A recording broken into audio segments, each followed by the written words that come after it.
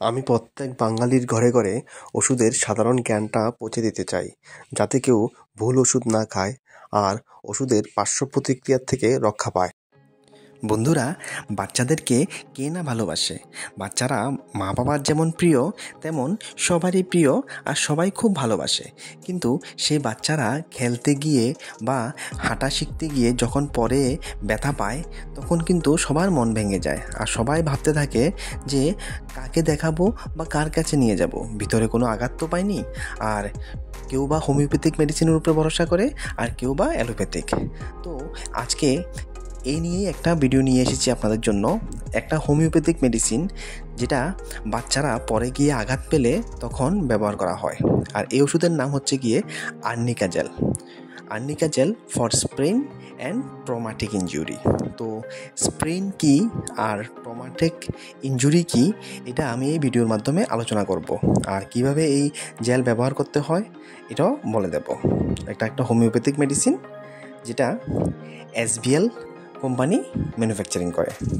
ঠিক আছে, ওষুধটা দেখতে এমন হয়, এখানে লেখা আছে দেখেন এসবিএল। আর এসবিএল লিমিটেড এই কোম্পানিটা হচ্ছে গিয়ে জয়পুরের।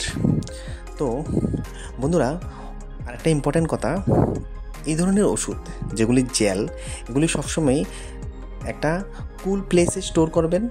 আবার কিন্তু ফ্রিজে রাখবেন না, ছায়াযুক্ত জায়গায় রাখবেন, সানলাইটে রাখবেন না, তাহলে নষ্ট হয়ে যায়। ঠিক আছে, ওষুধটার ভিতরে দেখতে এমন, বাইরে যেমন কালার ঠিক ভিতরেও সেম কালার। আর আর্নিকা জেল লেখা আছে, আর অন্যান্য প্রিন্টিং ম্যাটেরিয়ালগুলিও লেখা আছে।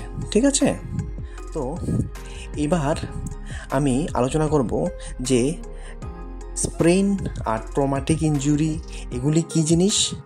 তার আগে বন্ধুরা আরেকটা ইম্পর্ট্যান্ট কথা বলি, আর্নিকা জেলের পাশাপাশি আর্নিকা কিন্তু খাওয়ার ওষুধও হয়। আপনি যখন হোমিওপ্যাথিক ডাক্তারের কাছে যাবেন তখন কিন্তু homeopathic doctor arnica gel externally ব্যবহার করার পাশাপাশি আর্নিকা মন্টানার খাওয়ার ওষুধও দেবে। ঠিক আছে, যেটা খাইয়ে দিলে ভিতরে যদি কোনো ইনজুরি হয়ে থাকে ওটাও কিন্তু ঠিক হয়ে যায়। তো দেখুন, ইন্ডিকেশনে লেখা আছে sprain and other traumatic injury, neuralgias, muscular pain, localized pain due to excessive work and hematoma বা হেমাটোমা। ঠিক আছে, তো এখন আমি বলছি যে স্প্রেন কি।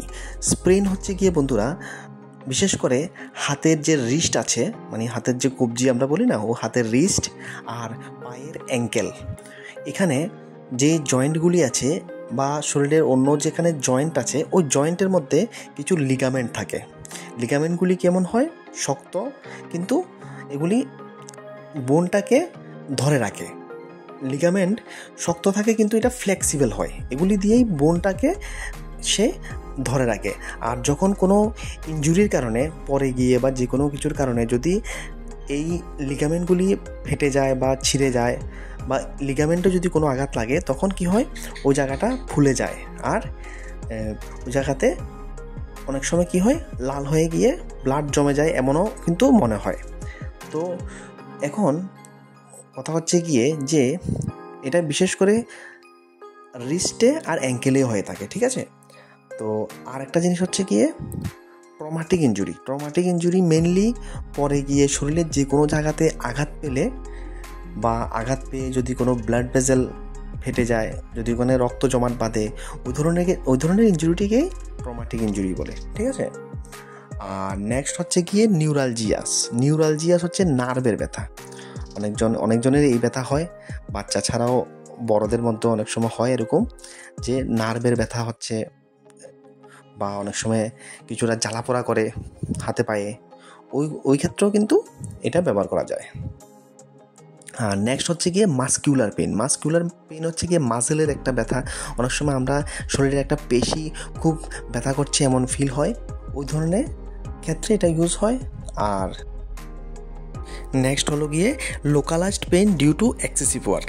এটা হচ্ছে গিয়ে মনে করেন যে কোনো কাজ যদি খুব বেশি পরিমাণে করা হয়, যে কোনো একটা হাত দিয়ে বা যে কোনো পায়ে দিয়ে আপনি যদি যখন খুব বেশি কাজ করেন তখন ওই অংশে কিন্তু একটা ব্যথা তৈরি হয়, সেই ব্যথাকে বলা হয় লোকালাইজড পেইন। ঠিক আছে, যে কোনো একটা অংশে যখন ব্যথা করে।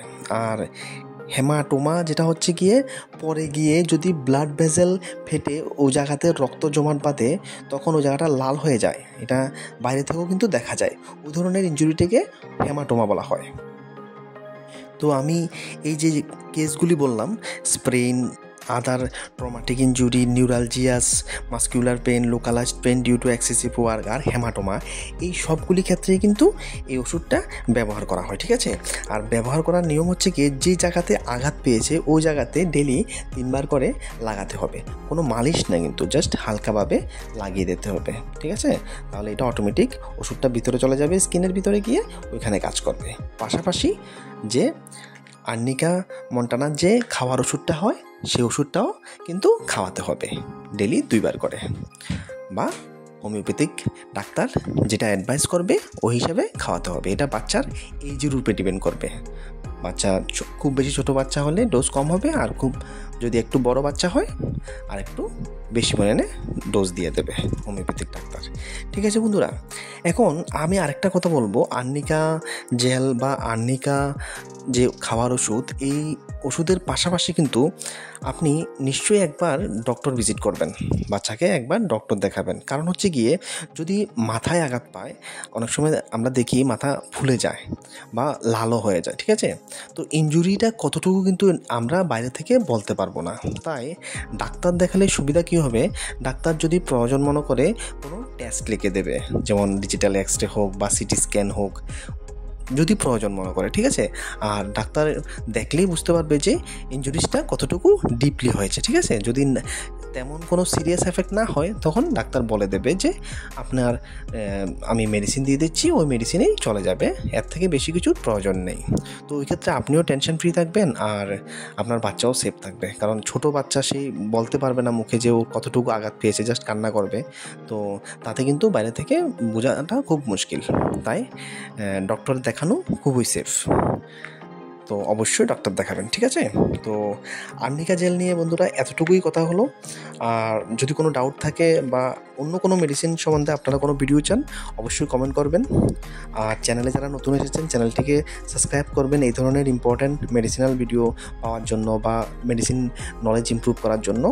ঠিক আছে, ধন্যবাদ ভিডিওটি দেখার জন্য।